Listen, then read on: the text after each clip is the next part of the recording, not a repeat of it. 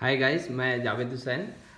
जैसा कि मैंने आप लोगों को प्रॉमिस किया था कि मैं लॉकडाउन पीरियड के दौरान ऑनलाइन क्लासेस लेके आने वाला हूं बिल्कुल।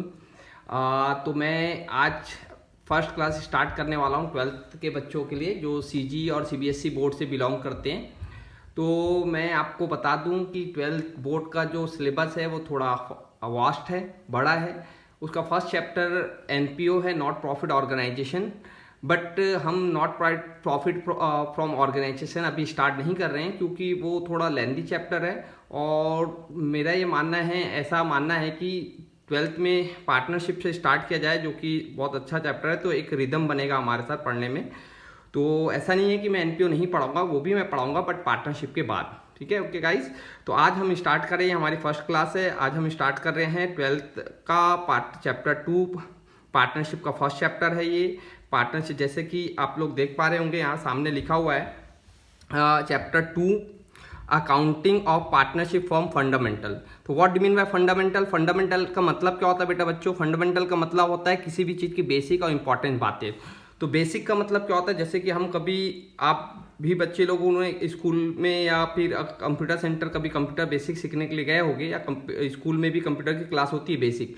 तो वहाँ सर आपको बोलते हैं हम बेसिक फंडा से पढ़ाएंगे, फंडामेंटल पढ़ाएंगे। बेसिक मीन्स ही फंडा होता है। तो इसमें हम पढ़ने वाले हैं कि पार्टनरशिप की बेसिक बातें क्या है, रूल रेगुलेशन क्या है, एक्ट क्या है, पार्टनरशिप क्या होता है, शेयर प्रॉफिट क्या होता है, वगैरह वगैरह। चलिए स्टार्ट करते हैं, लेट्स स्टार्ट। तो सबसे पहले मैं आपको बता दूं डेफिनेशन ऑफ पार्टनरशिप। अब यहाँ पे लिखा है द टर्म पार्टनरशिप की। वैसे मैं बता दूं आपको बहुत सारी डेफिनेशन है, बट उसमें से जो बेस्ट डेफिनेशन है वो मैं आपके लिए लेके आया हूँ। The term partnership has been defined by section 4 of the Indian partnership act 1932 as under. तो इसमें याद रखने लायक बस दो ही चीजें, सेक्शन 4 और Indian partnership act 1932 as under. तो इसमें सबसे अच्छी डेफिनेशन देखिए क्या लिखा है। Partnership is the relation between person who have agree to share the profit of a business carried by all or any of them acting for all. तो ये इसका मतलब क्या हुआ? देखिए सबसे इंपॉर्टेंट, बहुत अच्छी डेफिनेशन इसमें क्या बोल रहा है। देखिए partnership is the relation between person. जो पार्टनरशिप जो होता है, रिलेशनशिप होता है, रिलेशन का मतलब होता है संबंध होता है किसके बीच का? इंसानों के बीच का। पार्टनरशिप जो बना है वो इंसानों के लिए बना है, नॉट नॉन लिविंग थिंग्स, या इंसान को छोड़ के जो एसोसिएशन ऑफ पर्सन होता है, बॉडी, जैसे कि कोई इंस्टीट्यूशन होता है, कोई सोसाइटीज होती है, बॉडी ऑफ इंस्टीट्यूशन होता है, उनके लिए नहीं होता है। ठीक है। एग्री का मतलब क्या होता है? एग्रीमेंट, एग्री से बना, एग्रीमेंट बना हुआ है, तो इनके बीच एग्रीमेंट होना चाहिए, एग्री होना चाहिए वो बिजनेस को ऑपरेट करने के लिए। किस चीज़ के लिए? शेयर ऑफ प्रॉफिट, कि जो बिजनेस ऑपरेट करेंगे उसका जो शेयर प्रॉफिट होगा वो आपस में बांट लेंगे ऑफ अ बिजनेस। ठीक है।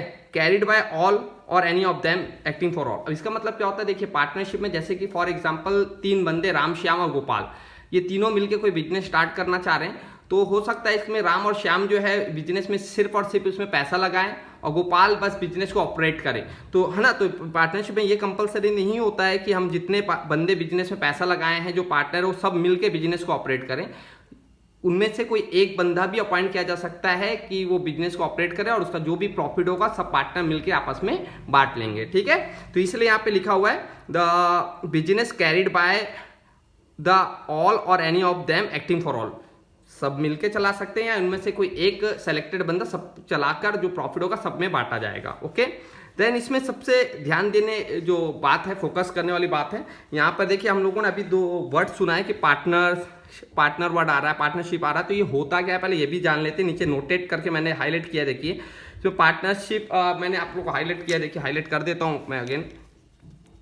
यहाँ पर देखिए ये सबसे पहले पार्टनर क्या होता है? पार्टनर का मतलब क्या होता है? देखिए the person who have entered in a partnership with the another are individually called partner. मतलब जब 2 या 2 से एक्सेस बंदे मिलकर जो बिजनेस को चलाते हैं, तो उनमें जो बंदे यानी इंसान जो होते हैं, पर्सन, उसको अगर इंडिविजुअली कॉल किया जाए, अलग अलग पुकारा जाए, जैसे राम, श्याम और गोपाल, अगर इन तीनों को अलग अलग बोला जाए, राम, श्याम, गोपाल, तो ये क्या कहलाते हैं बेटा? ये कहलाते हैं हम लोगों के लिए पार्टनर कहलाते हैं। मैंने और इजी करने के लिए यहाँ पे साइड में लिख दिया a single person is called as a partner. Okay. अब आई होप कि आपको समझ में आ गया होगा। फिर देन उसके बाद हम पढ़ लेते हैं फर्म क्या होता है। अब ये फर्म क्या होता है ये भी पढ़ लेते हैं। देखिए फर्म का बहुत आसान है डेफिनेशन, कुछ नहीं है। फर्म क्या होता है? जब जो पार्टनर्स होते हैं, जो इंसान होते हैं, जो बिजनेस को ऑपरेट करते हैं मिलके, उन सबके जो ग्रुप होते हैं, ग्रुप मतलब उन सबको अगर एक साथ कॉल कर दिया जाए तो वो क्या कहलाता है? फर्म कहलाता है। फिर से एक बार एक्सप्लेन कर देता हूँ। पार्टनर का मतलब क्या होता है? जब जितने बंदे बिजनेस में मिलके बिजनेस ऑपरेट करते हैं उनको अगर इंडिविजुअली कॉल किया जाए, अलग अलग पुकारा जाए, तो वो पार्टनर कहलाते हैं।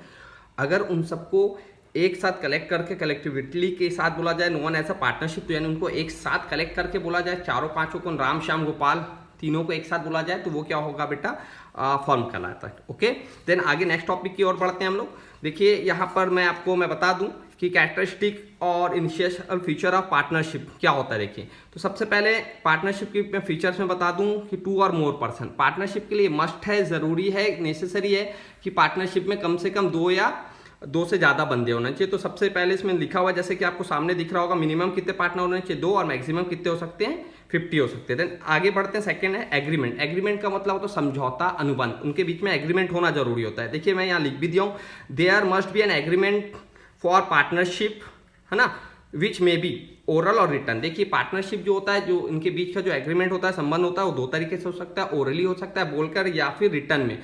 बट जो रिटर्न एग्रीमेंट होता है उसको बेस्ट माना जाता है पार्टनरशिप के अकॉर्डिंग। आगे बढ़ते हैं, थर्ड जो कैरेक्टरिस्टिक है वो लीगल और लॉफुल बिजनेस होना चाहिए। पार्टनरशिप के लिए मस्ट है, जरूरी है कि जो पार्टनर जो बिजनेस ऑपरेट कर रहे हैं वो जो जिस भी जो लॉ है, जैसे हम लोग इंडिया में रहते हैं तो इंडियन पार्टनरशिप एक्ट के रूल को फॉलो करता हो, उनके हिसाब से वो बिजनेस क्या होना चाहिए, लीगल होना चाहिए। तो इसमें बिजनेस को 2 कैटेगरी में बांटा गया, बिजनेस इंक्लूड और नॉट बिजनेस। तो बिजनेस में क्या क्या इंक्लूड होता है, देखिए ट्रेड, ऑक्यूपेशन और प्रोफेशन। ट्रेड व्यापार, ऑक्यूपेशन प्रोफेशन मीन्स पेशा होता है। और नॉट बिजनेस में क्या होता है, चैरिटेबल एक्टिविटीज। चैरिटेबल एक्टिविटीज क्या होता है, जैसे कि देखिए आप सबको पता है अभी लॉकडाउन का पीरियड चल रहा है, तो इस समय से इंडिया में काफी लोग हैं जिनको 2 वक्त की क्या 1 वक्त की रोटी भी नहीं नसीब हो रही है। तो ऐसे लोगों के हेल्प के लिए इंडिया में बहुत सारे लोग आगे आए हैं, जो क्या कर रहे हैं, कुछ पैसा इकट्ठा करके इस तरह के लोगों को खाना प्रोवाइड करवा रहे हैं, है ना। तो लेकिन अगर जैसे 2-4 बंदे मिलकर इस तरह के ऑर्गेनाइज कर रहे हैं, और जैसे कि और उस पैसे का यूज अगर वो अपने लिए करते हैं, तो वो चैरिटेबल एक्टिविटी है, नॉट बिजनेस। तो उस तरह के बिजनेस को, उस तरह के, सॉरी बिजनेस नहीं, उस तरह की जो सोशल एक्टिविटीज होती है उसको चैरिटेबल एक्टिविटीज बोलते हैं, उसको बिजनेस की कैटेगरी में नहीं लिया जाता है। आगे मेंबरशिप क्या, देखिए अभी मैं थोड़ी देर पहले बता भी चुका हूँ, only individual can become partner and institution, association of person or body of can not be become partner. देखिए पार्टनरशिप में वही पार्टनर बन सकता है, मीन्स इंसान को बस पार्टनर बनाया जा सकता है, जैसा कि लिखा है। और institution, association of person or body can not become partner, मतलब इंसान को छोड़कर कोई सोसाइटी या कोई इंस्टीट्यूट या कोई एसोसिएशन ऑफ पर्सन जो होता है वो कभी भी पार्टनर नहीं बन सकते हैं। Sharing of profit next topic है, लिखा हुआ है, देखिए नेक्स्ट पॉइंट है share of profit. Sharing profit is compulsory. Partnership में ये जरूरी होता है कि जो प्रॉफिट जो है कंपलसरी होता है कि पार्टनर लोग आपस में बांटें। Share of loss is not compulsory, लेकिन जो लॉस होता है ये कंपलसरी नहीं होता है आपस में बांटना। जैसे आप इसमें प्रॉफिट शेयरिंग जो होता है वो कैसे होता है, प्रॉफिट शेयरिंग 2 तरीके से कर सकते हैं। पहला एग्रीमेंट के अकॉर्डिंग, है ना। तो एग्रीमेंट क्या होता है बेटा, एग्रीमेंट को हम प्रोविजन भी बोल सकते हैं, जैसा क्वेश्चन में लिखा हो, जैसा एग्रीमेंट में लिखा हुआ एज पर एग्रीमेंट। देखिए एग्रीमेंट में क्या लिखा है, एज पर एग्रीमेंट, जैसा एग्रीमेंट में लिखा होगा वैसा।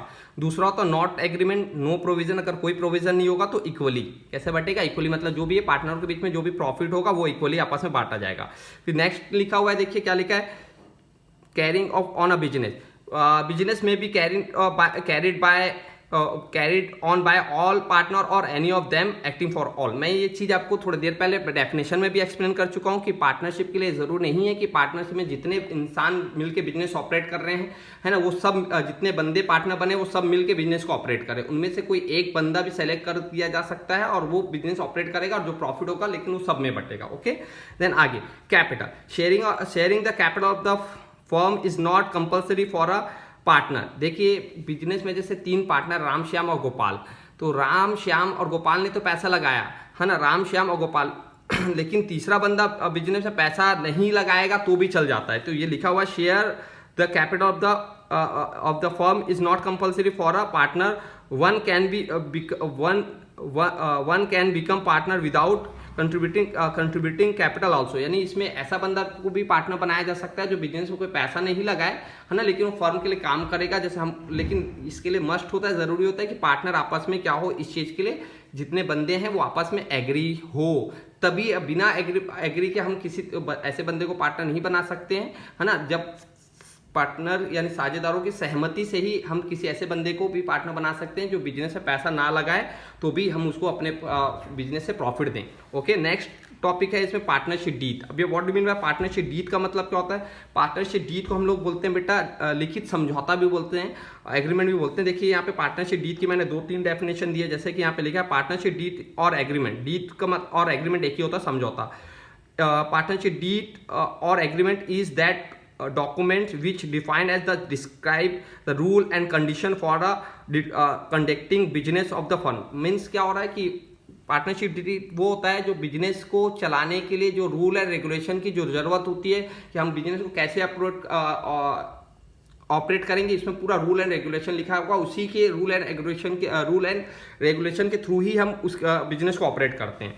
If such agreement is not prepare then the provision of the Indian partnership act 1932 section है ना 32 शैल बी अप्लाई। अगर पार्टनर क्या करते हैं, पार्टनरशिप बिजनेस स्टार्ट करने से बिजनेस स्टार्ट करने से पहले अगर कोई डीड तैयार नहीं करते हैं तो उस कंडीशन में पार्टनरशिप एक्ट 1932 सेक्शन 32 के जो है उसके रूल प्रोवाइड होते हैं। अब ये डीड जो होता है एक तरह का स्टाम्प पेपर की तरह होता है। देखिए यहाँ पे मैंने छोटा सा बनाया है, इसमें क्या होता है कि फर्म का नाम लिखा होता है, पूरी जो फर्म का नाम, पार्टनर का नाम, कितने कैपिटल लगाए वगैरह वगैरह जो भी नेसेसरी कंटेंट होते हैं पूरे डीड के अंदर लिखे होते हैं। एक स्टाम्प पेपर की तरह होता है। ठीक है, नेक्स्ट टॉपिक की ओर चलते हैं। देखिए पार्टनरशिप डीड की मैंने और थोड़ी इजी डेफिनेशन भी यहाँ लिख के रखी है, 2 और देख सकते हैं आप। यहाँ पे लिखा है पहला, a written agreement among the partner is known as partnership. मतलब पार्टनर के बीच में जो लिखित में जो बिजनेस को कैसे ऑपरेट करेंगे ये लिखित में जो रहता है उसको पार्टनरशिप डीड बोला जाता है। या फिर और लिखा हुआ पार्टनरशिप कम्स इनटू एक्सिस्टेंस, मतलब अस्तित्व में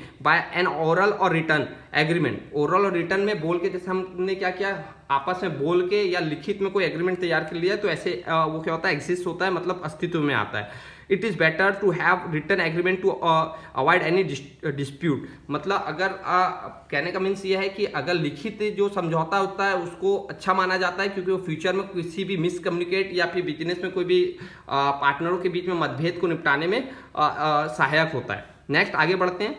देन लिखा हुआ है कॉन्स्टेंट ऑफ पार्टनरशिप डीड। तो इसमें कॉन्स्टेंट का मतलब होता है पार्टनरशिप डीड की जो मुख्य बातें होती है, पार्टनरशिप डीड में क्या क्या कंटेंट होते हैं, क्या क्या चीजें लिखी होती है। पार्टनरशिप डीड मैंने अभी थोड़ी देर पहले बताया कि वो एक स्टाम्प पेपर की तरह होता है, उसमें क्या क्या बातें लिखी होती हैं। पहला, first name and address of the firm. दूसरा, यानी इसमें पार्टनर के जो फर्म का नाम, एड्रेस किस लोकेशन में है वो वगैरह लिखा रहेगा। Nature and area of business. Nature का मतलब किस तरह का पार्टनर जो बंदे हैं वो किस तरह का बिजनेस कर रहे हैं, है ना। जैसे कोई हो सकता है पोल्ट्री फार्म से रिलेटेड बिजनेस कर रहा है, कोई हो सकता है कि कोई सीए वाला फॉर्म खोल लिए 2-4 सीए मिलके, या कोई 2-4 टीचर मिलके कोई इंस्टीट्यूट खोले हैं, तो ये वगैरह। एरिया ऑफ बिजनेस मतलब किस एरिया में, जैसे सपोज मैं रायपुर छत्तीसगढ़ में रहता हूँ तो मेरे जो कोचिंग इंस्टीट्यूट है वो राजेंद्र नगर, है ना, रायपुर का एक एरिया है राजेंद्र नगर, और कमलीडी, मेरी 2 ब्रांचेस है। ओके, इसी तरह ये किस लोकेशन में स्टैब्लिश्ड है वगैरह लिखा रहेगा उसमें। दूसरा, name and address of the partner. दूसरा, उसमें पार्टनर के नेम लिखे होंगे और उस नेम के नीचे उनका एड्रेस लिखा होगा, वो कहाँ रहते हैं। देखिए नेम और पार्टनर्स के नेम और एड्रेस और फर्म के नेम और एड्रेस में डिफरेंस है। क्या डिफरेंस है? देखिए मैं जैसे कि मेरा जो फर्म है वो किसी अलग लोकेशन में और मैं रहता किसी अलग लोकेशन में, तो दोनों अलग अलग चीजें होती हैं, इनको एक साथ इंक्लूड नहीं किया जा सकता है। कैपिटल कंट्रीब्यूशन मतलब कौन सा पार्टनर कितना पैसा लगाए इसमें लिखा होगा। इंटरेस्ट ऑन कैपिटल, जो बंदे बिजनेस में पैसा लगाए हैं क्या उनको इंटरेस्ट ऑन कैपिटल दिया जाएगा, अगर लिखा है तो देंगे, अगर नहीं लिखा है तो नहीं दिया जाएगा। फिर इंटरेस्ट ऑन ड्राइंग, अगर कोई बंदा अगर उसको कोई पार्टनर को फर्म से कोई पैसे की रिक्वायरमेंट है, फर्म से कोई पैसा पर्सनली उसके लिए लेता है, तो क्या फर्म उससे इंटरेस्ट और उस पैसे पे इंटरेस्ट लेगी, तो अगर इसमें लिखा हुआ है कि लेगी तो देना होगा, नहीं तो नहीं।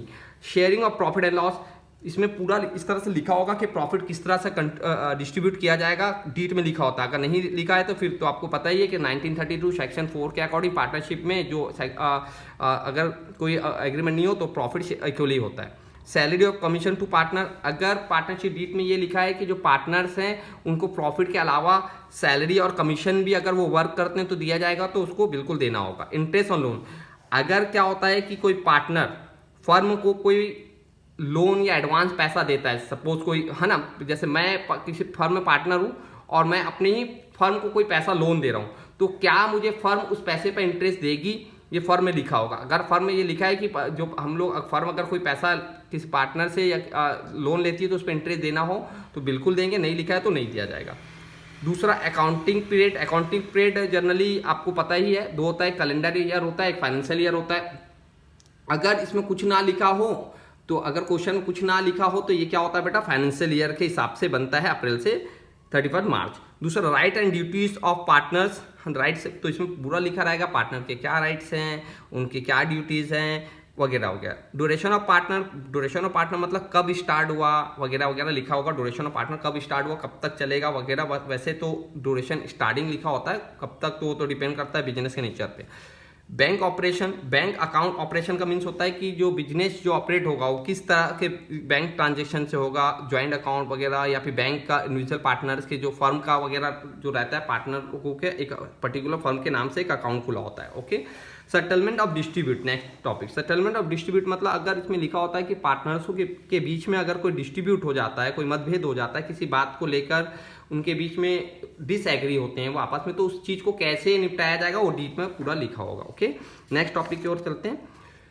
लिखा है rules applied in the absence of partnership deed. अगर पार्टनरों के बीच में कोई भी एग्रीमेंट नहीं है, अगर वो कोई डीड तैयार नहीं किए हैं, अगर क्या होता है कि पार्टनर कोई डीड तैयार नहीं किए, ठीक है, बिजनेस स्टार्ट करते समय उन्होंने कोई डीड तैयार नहीं किया है, तो फिर उस कंडीशन में पार्टनरशिप एक्ट 1932 के रूल अप्लाई होते हैं, जो यहाँ पे लिखा हुआ है। देखिए लिखा हुआ rules apply in the absence of partnership deed. अगर साझेदारों के मध्य कोई भी समझौता नहीं है, एग्रीमेंट नहीं है, तो क्या रूल अप्लाई होगा। पहला, वैसे तो बहुत सारे रूल है बट मैं कुछ सेलेक्टेड जो आपके क्वेश्चन बनाने में काम आएंगे और जो एग्जाम में ज्यादातर पूछे जाते हैं वही टॉपिक मैंने यहाँ रखे।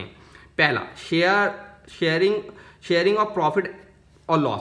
प्रॉफिट एंड लॉस कैसे बटेगा, ध्यान रखिए, इक्वली। बहुत ध्यान रखना है, बहुत पूछा जाता है क्वेश्चन। दूसरा, interest on advance. Advance means loan होता है, और लोन पेड बाय पार्टनर। तो अगर कोई पार्टनर क्या कर रहा है, पार्टनर ने फर्म को लोन दिया है ना, लोन दिया है, फर्म को लोन दिया, तो उस पर क्या होगी, फर्म को लोन दिया तो फर्म कितना इंटरेस्ट पेड करेगी उनको, 6% पर एनम पेड कर। ध्यान रखिएगा 6% पर एनम। एग्जाम में कंफ्यूज करने के लिए 6% बस लिखा रहता है एमसीक्यू वगैरह में, तो पर एनम वर्ड होना जरूरी है, ध्यान। Next, interest on capital. Interest on capital क्या होगा, नॉट पेड नॉट अलाउड। अगर कोई बंदे ने बिजनेस में कोई पैसा लगाया है ना, तो उसको उस पैसे पे किसी भी तरह का इंटरेस्ट नहीं दिया जाएगा। Interest on drawing. अगर कोई पार्टनर क्या करता है, फर्म से कोई पैसा पर्सनल यूज के लिए निकालता है, तो उसको है ना, उसके पार्टनर अगर कोई पैसा निकालता है तो उस पैसे पर फर्म कोई भी इंटरेस्ट चार्ज नहीं करेगी, फर्म नहीं चार्ज करेगी। देखिए ये सब चीजें फर्म को पेड करती है ना, ये फर्म पेड करती है, और ये चार्ज मतलब फर्म लेती है। ध्यान रखिएगा, सैलरी, प्रॉफिट, इंटरेस्ट और लोन, इंटरेस्ट ऑन कैपिटल, ये फर्म पेड करती है, पेड पार्टनर को पेड करती है, ध्यान रखिएगा। और ये इंटरेस्ट ऑन ड्राइंग पार्टनर से लेती है फर्म, ठीक है, इसलिए लिखा नॉट चार्ज, है ना। नॉट चार्ज लिखा है, नॉट अलाउड होता है, इससे नहीं चार्ज किया जाता है। देन उसके बाद, सॉरी, नॉट अलाउड वर्ड नहीं आएगा, नॉट चार्ज ही होगा।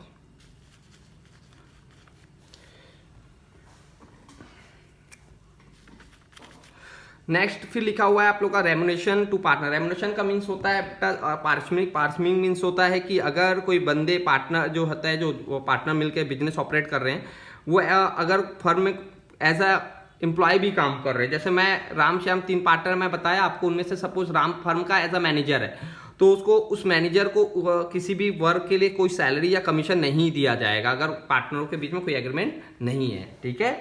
ओके, आई होप कि आपको ये चीज़ें समझ में आई हो। एक बार मैं फिर एक्सप्लेन कर देता हूँ। अगर पार्टनरों के बीच में कोई एग्रीमेंट नहीं होगा, कोई डीड नहीं होगी, तो प्रॉफिट और लॉस कैसे बटेगा, इक्वली। इंटरेस्ट ऑन लोन क्या दिया जाएगा, फर्म देगी 6%। इंटरेस्ट ऑन कैपिटल नहीं देगी firm. Interest on drawing firm हमसे नहीं लेगी, नॉट चार्ज करेगी। रेम्युनरेशन लाइक पार्टनर, अगर कोई बंदा पार्टनर एज अ मैनेजर या एज अ एम्प्लॉय भी वर्क करता है तो उसे कोई भी रेम्युनरेशन नहीं दिया जाएगा लाइक सैलरी या कमीशन। अब यहाँ पे ध्यान देना, यहाँ जो बातें हैं टॉपिक है, इंपॉर्टेंट नोट्स क्या है, देखिए। Interest on partners loan is charge against profit. ध्यान रखना, इंटरेस्ट ऑन लोन जो होता है हमेशा जब फर्म में जो प्रॉफिट होगा तभी चार्ज किया जाएगा। And it means interest is payable even if there is a loss. It means interest is payable even there is a loss, यानी अगर यहाँ पे क्या होगा, अगर फर्म में लॉस भी होगा तो इंटरेस्ट ऑन लोन देना होगा। ओके।